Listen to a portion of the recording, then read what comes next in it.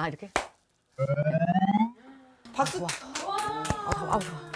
노래 나와. 언니 마음에 들죠? 네. 쯔양. 아 쯔양? 이거 죽고 싶다는 생각 안 했대요? 거기까지는 모르겠는데. 나 이거 지금 현재도 그러는 것 같아요. 아 죽고 싶다. 해야 돼. 나 그나마 막 지금 다스리고 전 본 거예요.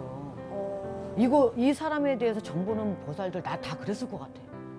뭐냐면 너무 이 초점이 다 이게 나를 쳐다보는 게 그래서 그랬거나 이렇게 보는 느낌? 아. 그래가지고 막 눈을 못 마주치겠고 어떻게 해야 될지 모르겠어. 근데 내가 관 속에 있는 것 같아. 관 속에 있으면 차라리 편할 것 같아. 그럼 막 절이라던가 나 이런 데 기할 것 같아. 기와. 조용하게 살고 싶은 거야 이제. 그래갖고 막 이런 느낌이 들어서 이거 말을 안 했어. 선생님 안녕하세요. 안녕하세요. 오늘은 제가 사주 하나를 가져와 봤습니다. 썰한 분들 가져오셨을까? 오늘 따끈따끈합니다. 따끈따끈. 사주 한번 불러드려 볼게요, 선생님. 네. 1997년 성함까지 말씀드릴게요. 네. 박정원 씨예요. 박정원 씨. 여성분입니다. 봐드릴게요. 천넘으신 성수님들 박제도 허유공자선하기년자선에 신의 공수 전으로 내려보십시다.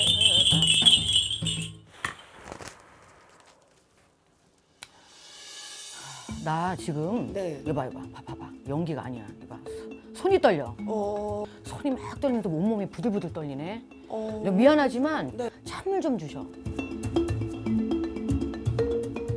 이제 제가 20년 동안 이제 점을 봤었는데 한 4번째 이런 사주를 본 것 같아요. 그런 분들이 특징에 공황장애가 있었거든. 내가 무슨 암흑천지 같은데 갇혀있는 폐쇄공포증 같은 느낌? 그래서 두렵고 무서워. 나쁘게 말하면 무슨 관속에 갇힌 느낌이야. 이분 같은 경우는 굉장히 답답했을 거예요. 정축생이면 이제 뭐 30도 안 됐잖아. 그렇죠.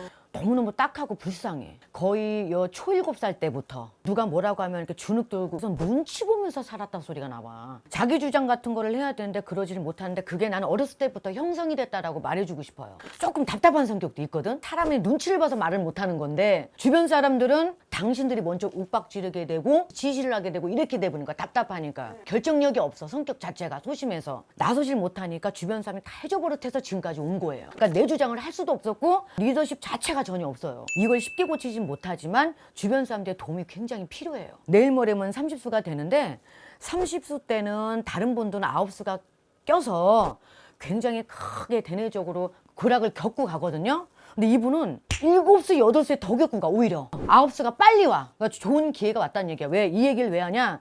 이분 30대 때는 명땜이라고 해요. 30대까지는 이분이 호락호락 가기 힘들어요. 7, 8수에 9수땜, 10수땜을 먼저 하기 때문에 29, 30대가 오히려 편하다 소리가 나와. 명땜이라고 하는 것은 사람마다 틀려요. 돈을 크게 잃거나 죽다 살아나거나 이런 경우들이 명땜이라고 하거든요. 다른 분들이 대부분 명땜을 할 때 요걸 쪼개서 나눠 가져요. 이자손은 한꺼번에 받으니까 더 큰 거예요. 사람으로 인해서 얘 상처를 받다 죽을 고비 수준이야. 넘겨가야지만 30대 이후부터는 편하다라고 얘기를 해주는 거고 사람의 인연줄이 좀 약하게 들어오세요.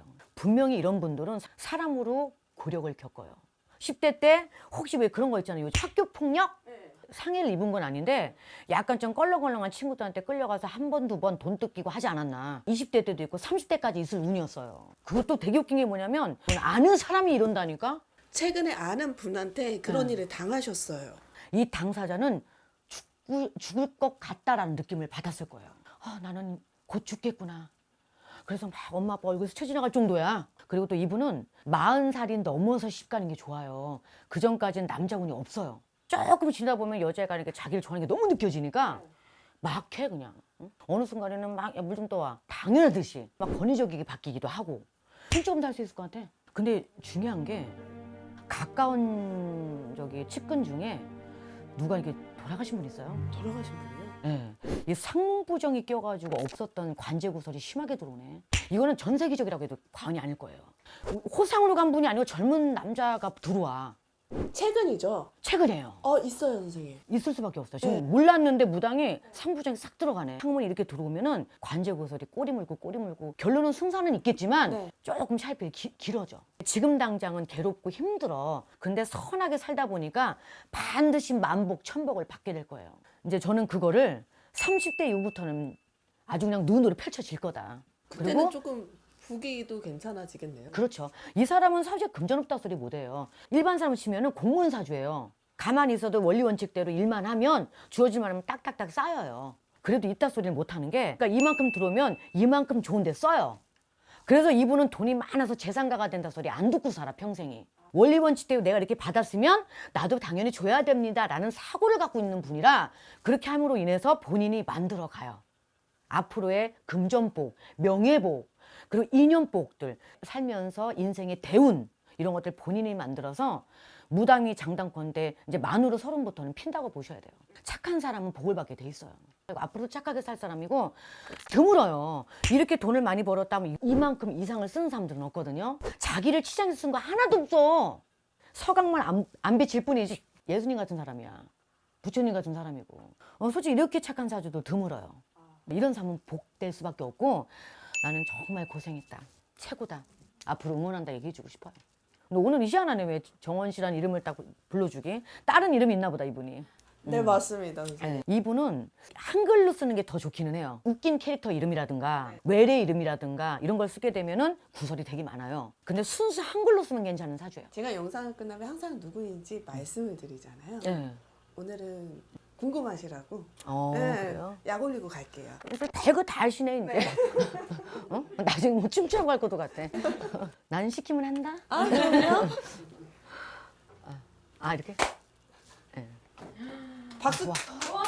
좋아.